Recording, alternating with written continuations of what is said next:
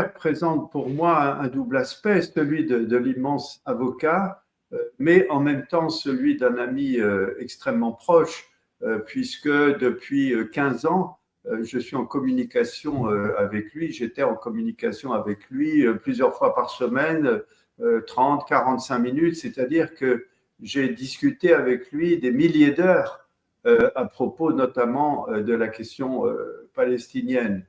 Et Gilles Devers, très rapidement, est devenu mon enseignant, mon mentor, et avec énormément de gentillesse et d'humilité, eh bien, il m'a appris tout ce que je sais en matière de droit international, et je lui suis très reconnaissant d'avoir toujours été d'une très grande disponibilité. Cette collaboration, eh bien, elle aboutit au fait qu'à l'occasion de mes voyages en Gaza, j'ai, disons, fait un petit peu le lien entre les responsables de l'administration de Gaza et leur avocat Gilles Devers. Et puis, ça a été l'occasion aussi bien d'écrire deux petits livres que j'ai écrits. Gilles Devers ne les a pas signés parce que c'était quelqu'un qui voulait rester dans le domaine purement juridique et ne souhaitait pas s'exposer médiatiquement, sauf sur les dossiers qu'il connaissait particulièrement. Mais en tout cas, c'était quelqu'un qui n'était pas attiré par les médias.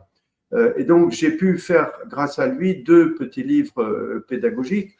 Le premier qui est celui-ci, qui s'appelle le chemin de la Cour. C'est le chemin de la Cour pénale internationale. Il a été publié en 2014. Et vous voyez que sur les cartes à jouer qui sont visibles ici, eh bien, c'était disons, les gens qui sont menacés par la Cour pénale internationale. Et le premier d'entre eux, dès 2014, c'était évidemment Monsieur Netanyahou. Donc, ce livre publié en 2014, il lui a fait suite celui-ci, qui a été publié en 2020, les dirigeants israéliens devant la Cour pénale internationale. Et il faut dire que ces deux livres nous ont attiré beaucoup de moqueries.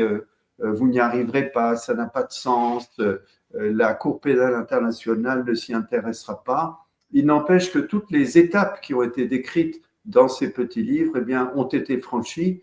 Et c'est ce qui a permis à Gilles d'avoir au moins la satisfaction, avant de disparaître, et bien de voir que 15 années de travail juridique eh bien, permettaient que des mandats d'arrêt soient lancés contre les deux principaux dirigeants israéliens, les principaux responsables, et notamment du génocide actuellement en cours dans la bande de Gaza, c'est-à-dire M. Netanyahou et M.